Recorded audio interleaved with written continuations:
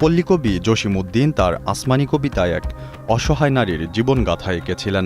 ভাগ্যের কি নির্মম পরিহাস, আজ কবির নিজের পুত্রবধূই বাড়ি হারানোর আতঙ্কে ভুগছেন। খুন হতে বসেছে কবিপুত্র জামাল আনোয়ারের ও শিল্পপতি একে আজাদ ও তার ভাই বিলাল হোসেন নানা কৌশলে জায়গাটি দখলে নিয়েছেন। কবির পুত্রবধূর অভিযোগ, স্বামীর আকস্মিক মৃত্যুর জন্যও দায়ী নাকি একে আজাদ পরিবারের দখল নৈরাজ্য বলে অভিযোগ রাজিয়া সুলতানার।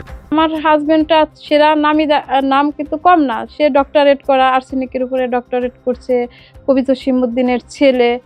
তার শের মতো লোক হয়ে একে আজাদের পিছে পিছে ঘুরছে। এই যে আমার হাজবেন্ড যে 2024 সালে মারা যায় ডিসেম্বরে, ওই সকালবেলাতে কিন্তু আমার এই অনাথের মোড়ের জায়গাটা নিয়ে তার টেনশন ছিল। এই মৃত্যুর পিছনটা এটা পাবো ডক্টর জামাল আনোয়ারেরটা, তাই আমার বিল্ডিং সাইডে আরো পাশে আমার জায়গা আছে। এখন ওই একে আজাদরা বলে যে সে আমার বিল্ডিং এও ভাঙ্গা সে নিবে।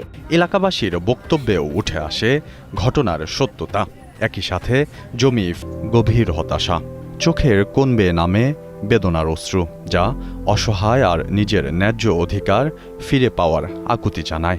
এই বাড়িটা আমার সাহেবের ছাড়া আমি পারি না, মানে এটা আমার নিজের কাছে এত কষ্ট হয় যে আমার দুটো ছোট বাচ্চা।